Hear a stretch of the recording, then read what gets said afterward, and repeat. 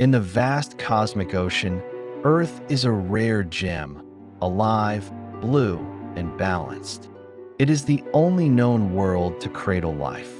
But if our species is to endure, truly endure beyond the rise and fall of civilizations, beyond the span of millennia, we must look outward.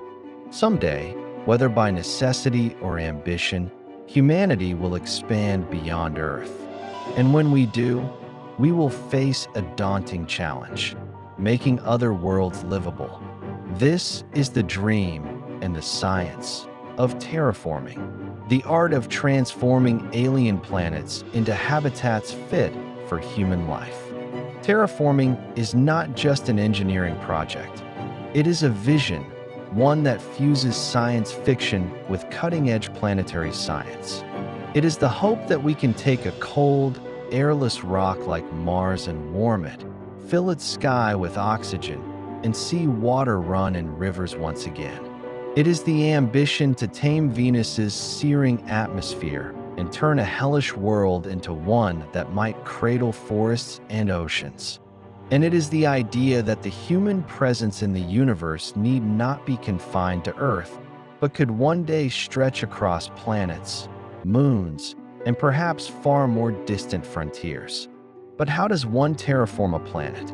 And more importantly, can we? Let's begin with Mars, the most frequently imagined candidate.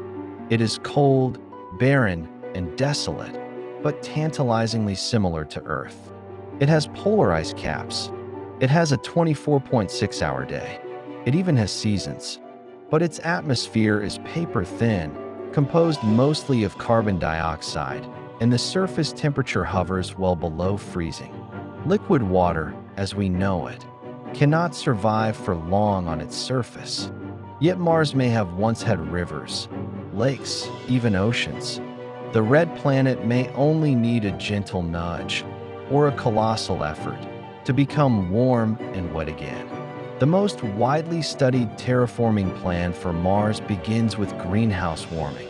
By introducing powerful greenhouse gases, such as perfluorocarbons, into the atmosphere, scientists could trap heat and begin raising the planet's temperature.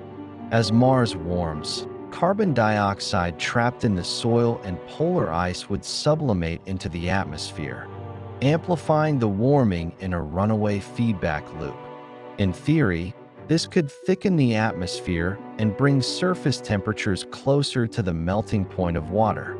Eventually, liquid water could be stable, and the first crucial building blocks for life would return. But this process is not simple. Recent studies suggest Mars may not have enough CO2 locked in its crust to sustain such warming.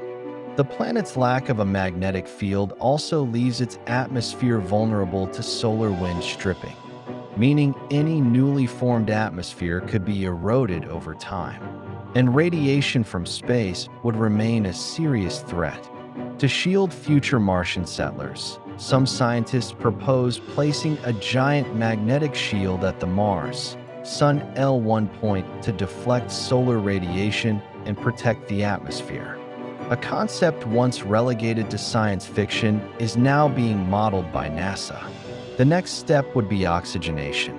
Plants, algae, or engineered microbes could slowly release oxygen through photosynthesis, just as cyanobacteria once did on early Earth. But this, too, would take thousands, possibly millions, of years. Terraforming is not an overnight project. It is a slow reshaping of a planet's systems. Atmosphere, geology, biology, and chemistry all brought into balance with human needs. It is the domestication of a world. And yet, Mars is not the only world on the table. Venus, Earth's twisted twin, is often overlooked, but it, too, captures the imagination.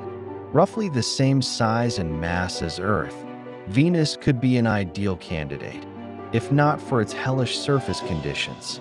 Its thick atmosphere, made almost entirely of CO2, creates a runaway greenhouse effect that raises surface temperatures to 470 degrees Celsius. hot enough to melt lead. Its surface pressure is 92 times that of Earth, equivalent to being nearly a kilometer beneath the ocean. Terraforming Venus would be a vastly different challenge. The goal wouldn't be warming, it would be cooling, and radically so. One idea involves solar shades, vast, orbiting mirrors or reflectors placed at the Venus Sun L1 point to reduce sunlight and cool the planet over centuries. As the temperature falls, the thick clouds of sulfuric acid and CO2 might condense or chemically react, eventually thinning the atmosphere. Advanced chemical engineering could sequester CO2 into surface rocks or bind it with hydrogen to form water. Some more radical proposals involve deliberately impacting comets or asteroids rich in hydrogen into Venus to trigger such reactions.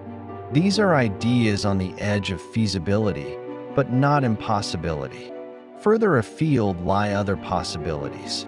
Titan, Saturn's largest moon, has lakes of liquid methane and a dense nitrogen atmosphere.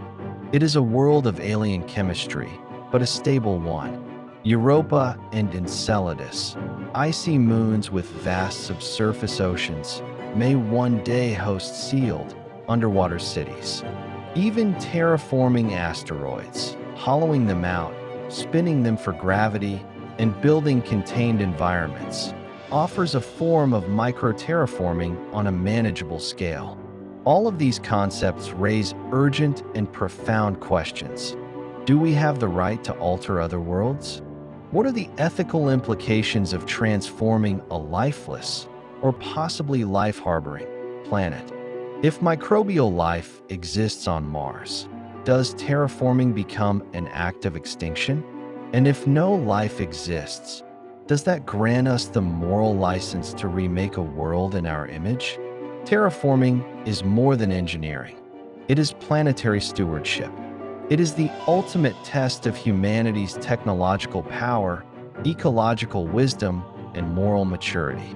Success would require unprecedented levels of international cooperation, sustained scientific effort across centuries, and a planetary-scale patience that transcends politics and profit. It would demand we think not just as a species, but as a civilization. And yet, the journey to terraforming may begin far smaller. It may begin in sealed domes on Mars, in underground habitats shielded from radiation, in test beds where controlled environments are built 1 cubic meter at a time. As we experiment with closed-loop ecological systems, where waste becomes input and resources cycle endlessly, we begin learning how to live on alien worlds without reshaping them entirely. And over time, perhaps we scale up. Terraforming also reshapes us. It forces us to imagine worlds not as they are, but as they could be. It reminds us that planets, like people, can be changed. It asks us to think long-term, to imagine a future where humans walk beneath blue skies on Mars, where children are born in cities on Titan, where the solar system is not just explored, but inhabited. This is not just the future of science. It is the future of imagination. We have, for the first time in our history, the tools to begin. Robotic missions scout the terrain. Satellites map the ice. Rovers drill the soil. Private companies launch prototypes of reusable rockets. Space agencies plan bases and infrastructure. Step by step, we are laying the foundation, not just for survival beyond Earth, but for expansion. Terraforming is not about escape. It is about becoming a multi-world species, not to abandon Earth, but to honor it, to protect what we have here by understanding how rare it is, and to ensure that human civilization, with all its flaws and wonders, can endure in a universe both beautiful and indifferent. In the end, terraforming is a promise that we will not go quietly into the cosmic night, a promise that, given time, science, and will, We will not simply look at the stars, we will live among them.